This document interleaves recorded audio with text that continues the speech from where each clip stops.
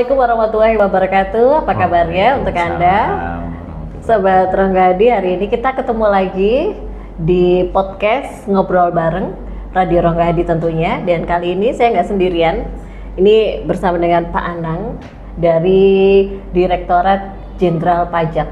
Gimana kabarnya hari ini Pak Anang? Alhamdulillah sehat. Baca Mbak Novi ya. Iya, alhamdulillah ya. Saya Anang tepatnya dari KPP Pratama Lamongan. KPP Pratama Lamongan. Nah, ini kalau ngomongin tentang pajak, tentunya juga banyak hal ya. Banyak jenisnya juga. Banyak. Nah, itu mungkin bisa dijelasin nih ke Sobat Ronggadi. Oke. Yang pertama kita lihat jenisnya aja dulu Mbak. Jenis pajaknya itu yang pertama dibagi dua, pajak pusat dan pajak daerah. Nah, kebetulan kalau yang pajak pusat itu dikelola oleh Kementerian Keuangan atau khususnya di Direktorat Jenderal Pajak. Nah, kalau yang pajak daerah dikelola oleh Pemda maupun Pemprov. Jadi untuk yang di pajak pusat itu ada PPH, pajak penghasilan, PPN, pajak pertambahan nilai, bea materai, terus PBB untuk sektor kehutanan, pertambangan, kelautan. Itu dikelola oleh Direktorat Jenderal Pajak. Sedangkan yang dikelola oleh pemerintah daerah itu pajak daerah antara lain itu yang pajak kendaraan bermotor. Jadi Bapak Ibu yang selama ini bayar pajak untuk mobil itu akan masuk ke pemerintah daerah, baik pemerintah provinsi maupun pemerintah kabupaten atau kota. Pajak hotel restoran. Jadi kalau selama ini ada yang nanyain, saya makan kok kena PPN? Bukan. Sebenarnya kalau Bapak Ibu atau Sobat Ronggadi itu makan di restoran itu bukan PPN namanya. Itu adalah pajak restoran. Oh, beda ya? Beda. Jadi biasanya mungkin tulisannya PPN. Tapi bisa dicek N-nya kecil biasanya, Mbak. Kalau PPN kami itu PPN N-nya besar, pajak pertambahan nilai. Kalau PPN N-nya kecil itu biasanya pajak penjualan atau mungkin pajak restoran. Nah itu jadi biar nggak salah persepsi, yang restoran PPN itu adalah pajak hotel restoran. N-nya kecil ya? N-nya kecil biasanya gitu.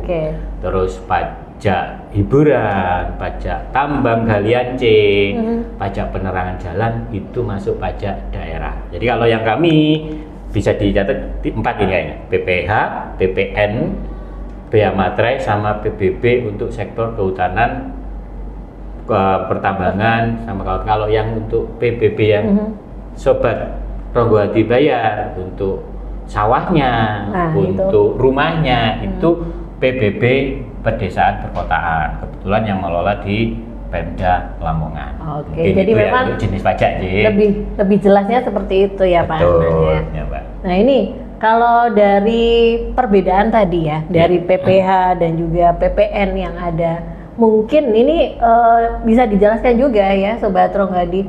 Kalau sebenarnya kita bayar pajaknya itu masuknya ke mana itu Pak? Kalau yang untuk pajak pusat masuknya akan ke Kementerian Keuangan. Jadi nanti istilahnya bayarnya itu tidak ke orang pajak ya. Jadi sekali lagi bayar pajak tidak ke orang pajak, bayar pajak tidak di kantor pajak. Kalau di KPP, kebetulan KPP Lamongan itu ada loket Bank Jatim. Jadi bayarnya bukan untuk rekeningnya kantor pajak Lamongan, tapi bayarnya ke bank. Nah, salah satu bank yang bisa dijadikan dijadikan sarana pembayaran itu Bank Jatim. Semua bank pemerintah bisa, bank swasta pun, BCA itu pun bisa. Bahkan sekarang bayar pajak itu bisa di Indomaret. Oh gitu bisa ya. Bisa di Indomaret sekarang. Jadi bukan di kantor pajak bukan ya? Bukan di kantor pajak. Rekeningnya bukan rekeningnya orang pajak atau rekeningnya KPP, tapi rekeningnya rekening negara. Tapi gimana itu caranya supaya nih untuk siapa saja sih yang harus bayar pajak? Apakah mereka yang punya usaha? Apakah mereka yang punya penghasilan tetap? Lantas bagaimana dengan mereka yang kerjanya freelance? Nah seperti itu. Sebenarnya yang membayar pajak itu adalah subjektif, pajak orang atau perusahaan badan usaha yang sudah memenuhi ketentuan syarat objektifnya. Jadi ada dua syarat subjektif maupun syarat objektif. Kalau orang pribadi yang karyawan atau pekerja itu yang penghasilannya di atas PTKP. Contoh paling gampang, kalau bujang penghasilannya dalam 1 tahun tidak lebih dari 54 juta, maka dia belum kena pajak, Pak. Dalam 1 tahun ya? Dalam 1 tahun 54 juta itu untuk bujang belum kena pajak. Nah, kalau yang menikah dan punya anak, maka batasnya tidak 54 tapi lebih tinggi lagi. Karena ada tanggungan istri dan tanggungan anak sampai dengan 3 tanggungan ya. Yang jadi tanggungan itu bisa anak, bisa orang tua atau mertua yang dalam satu kakak. Satu kakak ya. Jadi tidak semua yang bekerja atau yang tidak semua berpenghasilan itu bayar pajak. Ada syarat batasnya dulu. Nah, terus yang kedua, kalau usahawan, orang pribadi usahawan, punya usaha, itu dari tahun dia terdaftar sampai dengan tahun ke-7, orang pribadi ya, yang UMKM atas nama perorangan.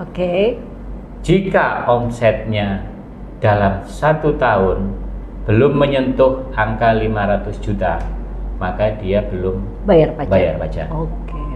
Nah, contoh paling gampang gini, Januari sampai Juli omsetnya 450, maka Januari sampai Juli dia tidak bayar pajak. Setelah masuk Agustus, ternyata omsetnya 550. Nah, yang kena pajak adalah 50-nya. Yang di atasnya itu ya. Yang 500-nya tidak kena. Yang atasnya 500 itu kena 0,5%. Ini ya. Sampai istilahnya ini sampai dengan waktu 7 tahun.